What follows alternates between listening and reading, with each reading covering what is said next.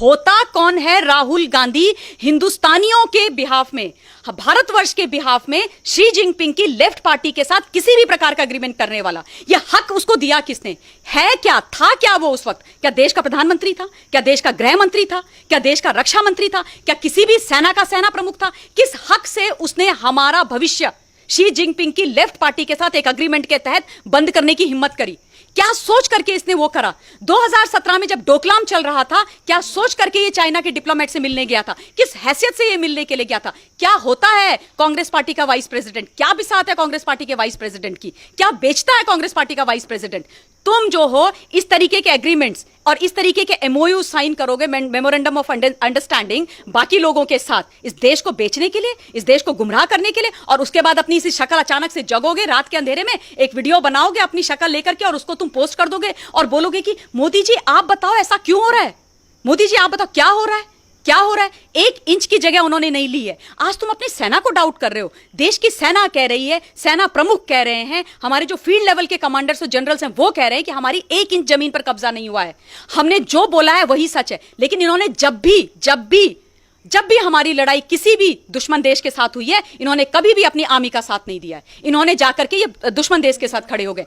आज भी ऐसे जयचंद हिंदुस्तान के अंदर राहुल गांधी के नाम पर पल रहे हैं। दुख मुझे इस बात का होता है कि मनमोहन सिंह जी जो प्रधानमंत्री रहे हैं इस देश के, मैं उनका बहुत सम्मान करती हूं व्यक्तिगत तौर पे, लेकिन दुख की बात यह होती है कि वो इतने बड़े अर्थशास्त्री, इतने बड़े बुद्धिजीवी वर्ग, वो जो है एक रिमोट कंट्रोल प्रधानमंत्री बन के रह गए, वो विदेश की मैडम के हाथ का खिलौना बन के रह गए। उन्होंने इस देश को बेचने में कोई कसर नहीं छोड़ी, क्योंकि ये जो है नेहरू जी के समय का या 2010 से 2013 तक मनमोहन सिंह जी का, मैडम सोनिया गांधी के का हिंदुस्तान नहीं है। ये वो हिंदुस्तान है जो जब सब देखता है सब समझता है, और हिंदुस्तान का जो 56 इंच का प्रधानमंत्री खड़ा है ना, उसके साथ ये देश खड़ा हो रखा है, क्योंकि उनको पता है, वो जानते हैं कि फौज हमारी बिल्कुल वो जो है बहुत केपेबल थी, है और रहेगी, लेकिन फौज को भी पॉलिटिकल विल की आवश्यकता होती है।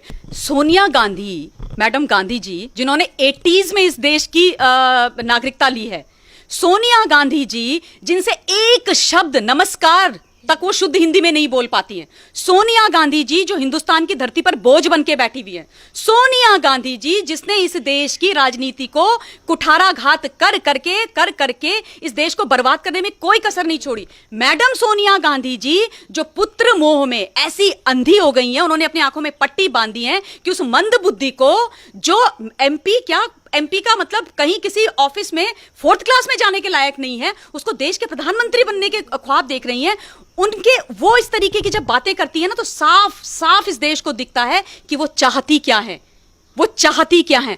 उनसे तो एक एक चीज, एक एक प्रश्न पूछना चाहिए, उनको कटघरे में खड़ा करना चाहिए, जिसकी बहुत ज्यादा आवश्यकता है। आप देखिएगा वो कभी भी जो है 1-to-1 इंटरव्यू नहीं देती हैं किसी को, हिम्मत ही नहीं है उनके। राइट विंग के चैनल से आप जाके उनसे पूछ लीजिए, वो आपके सामने आएंगी नहीं।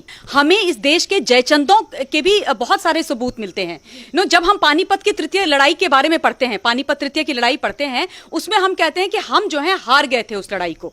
लेकिन दुख की बात यह है कि उस वक्त भी हमारा जो मराठा वॉरियर था सदाशिवराव भाऊ, वो अब्दाली से हारा नहीं था, उसको हराया गया था। हमारे यहाँ के छोटे छोटे जो रजवाड़ों के जो राजा थे, वो जाकर के अब्दाली के साथ मिल गए थे, वो जयचंद हो गए थे, क्योंकि वो चाहते थे कि सदाशिवराव भाऊ हारे। और इसलिए हमारे, क्योंकि वो जो है उनकी छोटी छोटी सोच होती है, छोटी राजनीति, छोटा गेन, छोटा अपनी किंगडम बचाना, अपनी राजनीति करना। तो ये इतिहास से चला आ रहा है। हमको हराने वाला कोई बाहर का आज तक पैदा ही नहीं हुआ है। हमने हार देखी है या हमने तभी दुख झेला है जब हमारे अपने लोगों ने इस हिंदुस्तान की धरती पर, मां भारती पर कुठाराघात किया है। यह इतिहास है। और दुख की बात यह है कि आज भी ऐसे जयचंद हिंदुस्तान के अंदर राहुल गांधी के नाम पर पल रहे हैं। दुख मुझे इस बात का होता है कि मनमोहन सिंह जी जो प्रधानमंत्री रहे हैं इस देश के, मैं उनका बहुत सम्मान करती हूं व्यक्तिगत तौर पे, लेकिन दुख की बात यह होती है कि वो इतने बड़े अर्थशास्त्री, इतने बड़े बुद्धिजीवी वर्ग, वो जो है एक रिमोट कंट्रोल प्रधानमंत्री बन के रह गए,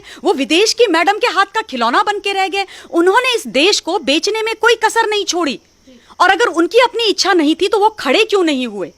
आप ये बताओ मुझे, आपने जैसे अभी बोला कि 2010 से 2013 तक हिंदुस्तान के अंदर चाइना ने 600 बार 600 बार वो अंदर आए हैं हमारी धरती में, 600 बार उन्होंने हमको आकर के अटैक किया है। उसकी बात मनमोहन सिंह क्यों नहीं करते हैं? भूल गए क्या मनमोहन सिंह? जुलाई अगस्त में जब भी मौसम अच्छा होता था वो हमारी सीमाओं पर आते थे, हमेशा वो अंदर आए और हमेशा उन्होंने हम पर अटैक किया। उन्होंने हमारी 640 स्क्वायर मीटर जमीन हड़प ली। और उसके बाद हमारे उस समय के एक फॉरेन सेक्रेटरी होते थे इनके, मनमोहन सिंह के, यूपीए 2 की गवर्नमेंट के, श्याम शरण उनका नाम था। वो जब लद्दाख गए और उन्होंने देखा कि 640 स्क्वायर मीटर जमीन चाइना ने ले ली है, उन्होंने मनमोहन सिंह जी को वहां से इन्फॉर्म किया कि चाइना ने नई एलएसी बना दी है। जो पुरानी जो एलएसी थी 60s की, उसको उन्होंने नल एंड वॉइड करके नई एलएसी बना दी है। तब मनमोहन सिंह चुप क्यों थे? तब वो सच्चाई मनमोहन सिंह जी आज क्यों नहीं देश को बताते हैं? राहुल गांधी क्यों वो सच्चाई नहीं बताते हैं? इतना बड़ा धोखा हुआ देश के साथ, आज तक तो इन्होंने कभी देश को इस बारे में नहीं बताया, कभी नहीं बताया। तो ये इस तरीके की बात करेंगे। और दूसरी बात, राहुल गांधी मंदबुद्धि आदमी खड़े होकर के बोलता है कि आप हमें जवाब दीजिए प्रधानमंत्री जी कि लद्दाख के बॉर्डर पर वहां पर क्या हो रहा है, गलवान वैली में क्या हो रहा है, एलएसी में क्या हो रहा है। इनसे ये पूछो कि आपके नाना जी इस देश के आजाद हिंदुस्तान के पहले प्रधानमंत्री थे। आप मुझे ये बताओ कि उस समय उन्होंने बॉर्डर्स डिफाइन क्यों नहीं किए? किसने रोका था उनको रोका था उनकी महत्वाकांक्षाओं ने। उनको इंटरनेशनल लीडर बनना था। वो जो है संधियों के बाद संधियों, अग्रीमेंट के बाद अग्रीमेंट करते जा रहे थे चाइना के साथ। उन्होंने कभी देश का प्रधानमंत्री बनकर के इस देश के लिए नहीं सोचा। आप सोचो 1951 से लेके 1957 तक चाइना ने 179 किलोमीटर की सड़क बना दी अक्सई चीन पे, हमारे एरिया में, और हिंदुस्तान को पता ही नहीं चला। हिंदुस्तान के प्रधानमंत्री साहब जो है मस्त नींद में सो रहे थे, विदेशों की यात्रा कर रहे थे, इंटरनेशनल लीडर बनने पर तुले हुए थे, और वो हमारी नाक के नीचे से वो 179 किलोमीटर की